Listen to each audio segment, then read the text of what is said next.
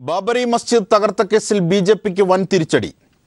എൽ.കെ. Advani, Murali Manohar Joshi, Uma Bharti എന്നിവർക്കെതിരെ 13 BJP നേതാക്കന്മാർ വിചാരണ നേരിടണമെന്ന് supreme കോടതി. കേസിൽ സുപ്രീം കോടതി ഗൂഢാലോചനാ കുറ്റം പുനഃസ്ഥാപിച്ചു. അദ്വാനിയെ ഒഴിവാക്കിയ അലഹബാദ് ഹൈക്കോടതി വിധി സുപ്രീം കോടതി റദ്ദാക്കി. 2 വർഷത്തിനകം വിചാരണ പൂർത്തിയാക്കണമെന്നും സുപ്രീം കോടതി ഉത്തരവിട്ടു. CBIയുടെ അപ്പീൽ പരിഗണിച്ചുകൊണ്ടാണ് സുപ്രീം കോടതിയുടെ ഇന്നത്തെ നിർണായക വിധി. ഇന്ത്യൻ നീതിന്യായ ചരിത്രത്തിൽ 25 വർഷത്തോളം തീർപ്പാകാതിരുന്ന ബാബറി മസ്ജിദ് തകർക്കൽ കേസിൽ എൽ.കെ. അദ്വാനി, മുരളി മനോഹർ ജോഷി, കേന്ദ്രമന്ത്രി ഉമാഭാരതി തുടങ്ങിയ 13 ബിജെപി നേതാക്കൾക്കെതിരായ CBI കുറ്റപത്രം നിലനിൽക്കുമെന്നാണ് സുപ്രീം കോടതി വിധി. സാങ്കേതിക കാരണങ്ങൾ ചൂണ്ടിക്കാട്ടി വിചാരണ കോടതിയും അലഹബാദ് ഹൈക്കോടതിയും ബിജെപി നേതാക്കളെ നേരത്തെ കുറ്റവിമുക്തരാക്കിയിരുന്നു. ഇത് ചോദ്യം ചെയ്ത് CBI നൽകിയ അപ്പീലിലാണ് സുപ്രീം കോടതി ഉത്തരവ്. ബിജെപി നേതാക്കൾക്കെതിരായ ഗൂഢാലോചന കേസ് റായ്ബറേലി കോടതിയും പള്ളി തകർത്ത അജ്ഞാതരായ കർഷകർക്കെതിരായ കേസ് ലക്നൌ കോടതിയുമാണ് പരിഗണിച്ചിരുന്നത്. ഇരു കേസുകളും ഏകീകൃതമായി ലക്നൌ കോടതിയിൽ വിചാരണ നടത്താമെന്നും സുപ്രീം കോടതി വിധിയിൽ വ്യക്തമാക്കി. 2 വർഷത്തിനകം കേസിൽ തീർപ്പുണ്ടാകണമെന്ന് ജസ്റ്റിസ് രോഹിൻടൻ നരിമാൻ, PC ഘോഷ് എന്നിവരുടെ ബെഞ്ച് ഉത്തരവിട്ടു. ഭരണഘടനാ പരിരക്ഷ പരിഗണിച്ച് കേസിൽ ഉൾപ്പെട്ട രാജസ്ഥാൻ ഗവർണർ കല്യാൺ സിംഗിനെ നിലവിലെ വിചാരണ നടപടികളിൽ നിന്ന് ഒഴിവാക്കും. എന്നാൽ ഗവർണർ കാലാവധി തീരുന്ന മുറയ്ക്ക് വിചാരണ നടപടികൾ കല്യാൺ സിംഗ് നേരിടേണ്ടി വരും. ഗൂഢാലോചന കുറ്റം പുനഃസ്ഥാപിച്ചതിനാൽ കേന്ദ്രമന്ത്രിസ്ഥാനം ഉമാഭാരതി രാജിവെക്കണമെന്ന് പ്രതിപക്ഷ പാർട്ടികൾ ആവശ്യപ്പെട്ടു. രാഷ്ട്രപതി പദത്തിലേക്ക് എൽ.കെ. അദ്വാനിയും ഉപരാഷ്ട്രപതി പദത്തിലേക്ക് മുരളി മനോഹർ ജോഷിയും താൽപര്യം ശക്തമാക്കിയിരുന്ന വേളയിൽ കൂടിയാണ് സുപ്രീം കോടതി വിധി. ഇരു നേതാക്കൾക്കും അതീതരായവരെ രാഷ്ട്രപതി, ഉപരാഷ്ട്രപതി പദത്തിലേക്ക് കൊണ്ടുവരാനുള്ള നരേന്ദ്രമോദി, അമിത്ഷാ ദയത്തിന് ശക്തി പകരുക കൂടിയാകും സുപ്രീം കോടതിയുടെ ഇന്നത്തെ വിധി. മനുശങ്കർ, ദില്ലി. കേസിൽ സുപ്രീം കോടതി വിധി സ്വാഗതാർഹമെന്ന് A.K. ആന്റണി. ഉമാഭാരതിയും കല്യാൺ സിംഗും രാജിവെക്കണമെന്നും ആന്റണി ആവശ്യപ്പെട്ടു. ഈ വിധി അതേപടി നടപ്പാക്കാൻ എല്ലാവരും മുന്നോട്ട് വരണം. സുപ്രീം കോടതി വിധിയുടെ വെളിച്ചത്തിൽ കേന്ദ്രമന്ത്രി ഉമാഭാരതി സ്ഥാനം രാജിവെക്കാൻ ഉടൻ തന്നെ തയ്യാറാകണം. അതോടൊപ്പം അന്ന് UP മുഖ്യമന്ത്രിയായിരുന്ന കല്യാൺ സിംഗ് ഗവർണർ സ്ഥാനം രാജിവെക്കണമെന്നാണ് എൻ്റെ അഭിപ്രായം. ബിജെപിക്കെതിരായ മതേതര പാർട്ടികളുടെ ഐക്യത്തിന്റെ ആവശ്യകത വ്യക്തമാക്കി മുഖ്യമന്ത്രി പിണറായി വിജയനും അരവിന്ദ് കെജ്രിവാളും ദില്ലിയിൽ കൂടിക്കാഴ്ച നടത്തി. ബിജെപിയെ നേരിടാൻ കോൺഗ്രസ് ഇതര പാർട്ടികൾ ഒന്നിക്കണമെന്ന് പിണറായി വിജയൻ പറഞ്ഞു. യോജിക്കാവുന്ന വിഷയങ്ങളിൽ യോജിച്ച് പ്രവർത്തിക്കുമെന്ന് കെജ്രിവാളും വ്യക്തമാക്കി. മുഖ്യമന്ത്രി പിണറായി വിജയനെ കാണാൻ താൽപര്യമുണ്ടെന്ന് Kejriwal CPIM general secretary Sitaram യെച്ചൂരിയെ അറിയിച്ചതിനെ തുടർന്നാണ് കൂടിക്കാഴ്ചയ്ക്ക് കളമൊരുങ്ങിയത്. രാവിലെ കേരള ഹൗസിൽ മുഖ്യമന്ത്രിയുടെ മുറിയിലെത്തിയ കേജ്രിവാൾ അരമണിക്കൂറോളം ചർച്ച നടത്തിയ ശേഷം പ്രഭാത ഭക്ഷണവും കഴിച്ചു. CPIM സംസ്ഥാന സെക്രട്ടറി കോടിയേരി ബാലകൃഷ്ണനും ചർച്ചയിൽ പങ്കെടുത്തു. BJPയെ നേരിടാൻ കോൺഗ്രസിനെ ആശ്രയിച്ചിട്ട് കാര്യമില്ല. കോൺഗ്രസ് നേതാക്കൾ തന്നെ BJPയിലേക്ക് പോവുകയാണ്. മതേതര പാർട്ടികൾ ഒന്നിക്കണമെന്നും പിണറായി വിജയൻ പറഞ്ഞു. BJPയുടെ ആപത്തിനെ നേരിടുന്നതിന് കോൺഗ്രസിനെ ആശ്രയിച്ചതുകൊണ്ട് കാര്യമില്ല. ഇന്ന് നിങ്ങളെല്ലാവരും വാർത്ത കണ്ടല്ലോ, കോൺഗ്രസിൻ്റെ ഇവിടെയുള്ള പ്രധാനി തന്നെ BJPയിലേക്ക് ചേക്കേറി എന്നുള്ളത്. അപ്പോൾ അതാണ് നാട്ടിലെ ഇന്നത്തെ ഇന്ത്യയുടെ സാഹചര്യം. അപ്പോൾ മതനിരപേക്ഷ ശക്തികൾ നല്ല കരുത്തോടെ ഈ ആപത്തിനെ നേരിടുക എന്നതാണ് പ്രധാനം. കൂടിക്കാഴ്ചയെ പുതിയ തുടക്കമെന്ന് വിശേഷിപ്പിച്ച കേജ്രിവാൾ രാജ്യത്ത് ഭയത്തിന്റെ അന്തരീക്ഷമാണ് നിലനിൽക്കുന്നതെന്ന് ചൂണ്ടിക്കാട്ടി. വർഗീയതയ്ക്കെതിരെ യോജിക്കാവുന്ന വിഷയങ്ങളിൽ യോജിച്ച് പ്രവർത്തിക്കുമെന്ന് കേജ്രിവാളും അറിയിച്ചു. और पूरे देश के अंदर एक डर का माहौल पैदा कर दिया है. ये ठीक नहीं है.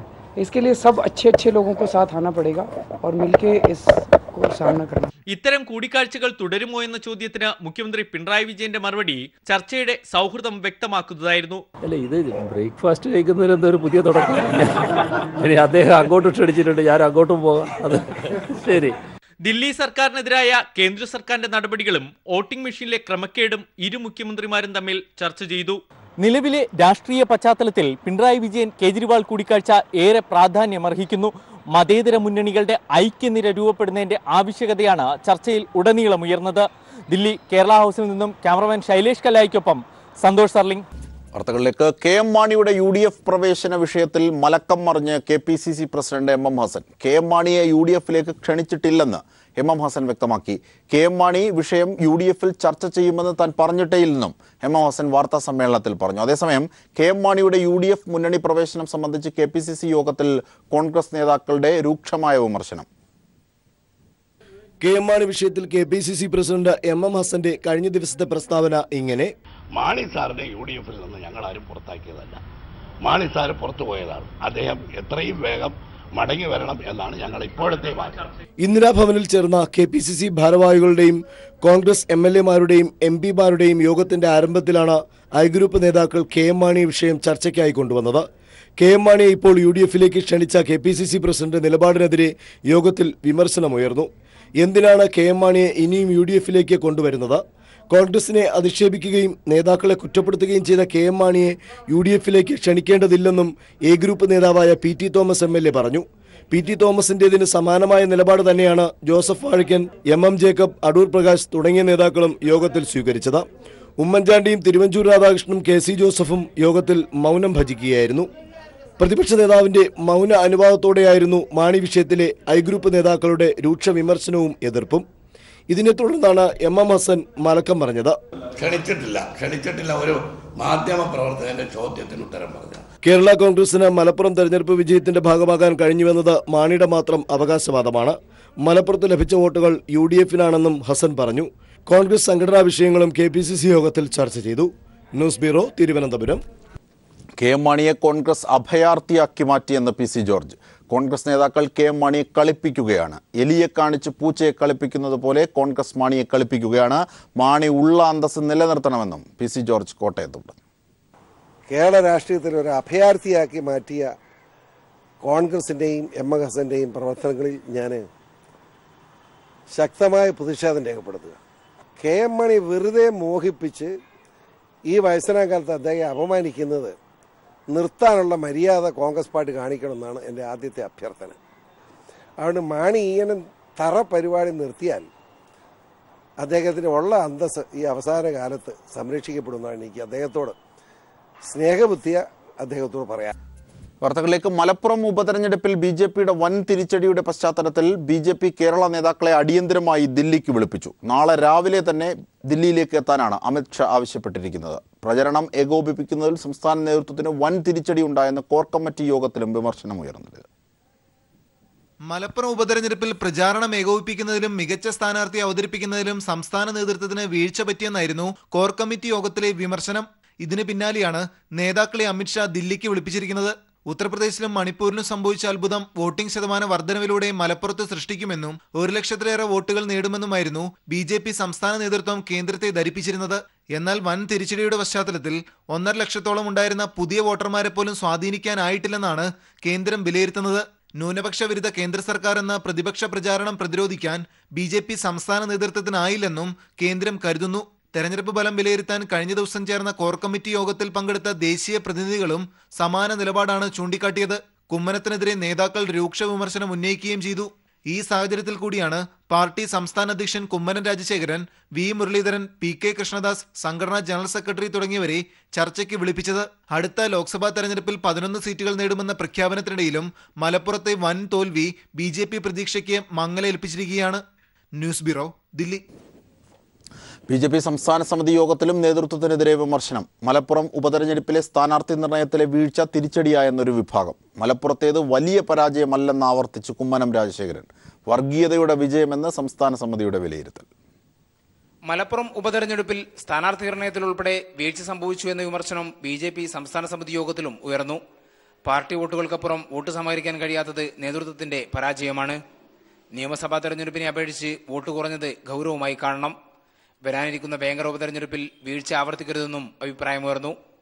അതേസമയം മലപ്പുറത്ത് വലിയ പരാജയമല്ല സംഭവിച്ചതെന്ന് കുമ്മനം സംസ്ഥാന സമിതിയിലും ആവർത്തിച്ചു.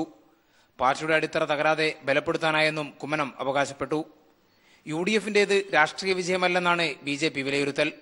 മതേതര വിജയമല്ല, മറിച്ച് വർഗീയതയുടെ വിജയമാണുണ്ടായതെന്ന് സംസ്ഥാന സമിതി യോഗ തീരുമാനങ്ങൾ വിശദീകരിച്ച് K. സുരേന്ദ്രൻ പറഞ്ഞു. സ്വന്തമായിട്ട് പേരുച്ചരിക്കാൻ പോലും കഴിയാത്ത വർഗീയ കക്ഷികളെ കൂടെ ഇരുത്തി അവരുടെ വോട്ട് പെട്ടിയിലാക്കിയതിന് ശേഷം ഇത് വലിയ മതേതരത്വത്തിന്റെ വിജയമാണ്. ഈ അവകാശവാദം വസ്തുതയുമായിട്ട് നിരക്കുന്നതല്ല, വർഗീയതയുടെ വിജയമാണ്. തൽക്കാലം 4 വോട്ട് കിട്ടി പാർലമെന്റിൽ ജയിച്ചെങ്കിലും വിദൂര ഭാവിയിൽ കേരളത്തിൽ വലിയ ദോഷം ഉണ്ടാക്കുന്ന ഒരു തെരഞ്ഞെടുപ്പ് ഫലമാണ് മലപ്പുറത്തുണ്ടായിരിക്കുന്നത്. 2019 ലോക്സഭാ തെരഞ്ഞെടുപ്പിന് മുന്നോടിയായി കേരളത്തിലെ NDA വിപുലീകരിക്കാനും BJP സംസ്ഥാന സമിതി യോഗം തീരുമാനിച്ചു. BDJS-ഉമായി അഭിപ്രായ ഭിന്നതയില്ലെന്നും ചോദ്യത്തിന് മറുപടിയായി സുരേന്ദ്രൻ പറഞ്ഞു. സംസ്ഥാന സമിതി യോഗത്തിലും വിമർശനം ഉയർന്ന സാഹചര്യത്തിൽ BJP കേന്ദ്ര നേതൃത്വത്തിന്റെ നിലപാട് നിർണായകമാകും. News bureau, Palakkad. കടുത്ത വരൾച്ചയെ നേരിടുന്ന കുട്ടനാട്ടിലെ ജനങ്ങൾക്ക് കുടിവെള്ള വിതരണവുമായി ജില്ലാ ഭരണകൂടം. പ്രതിദിനം 2.5 ലക്ഷത്തിലധികം ലിറ്റർ കുടിവെള്ളമാണ് വിതരണം ചെയ്യുന്നത്. കാർഷിക മേഖല പൂർണ്ണമായും വരൾച്ച നേരിടുമ്പോൾ ജനങ്ങൾക്ക് കുടിവെള്ളം എത്തിച്ച് മാതൃകയാവുകയാണ് ജില്ലാ ഭരണകൂടം. ഒരു കാലഘട്ടത്തിൽ കുടിവെള്ളത്തിന്റെ വില കുട്ടനാട്ടുകാർക്ക് അറിയില്ലായിരുന്നു.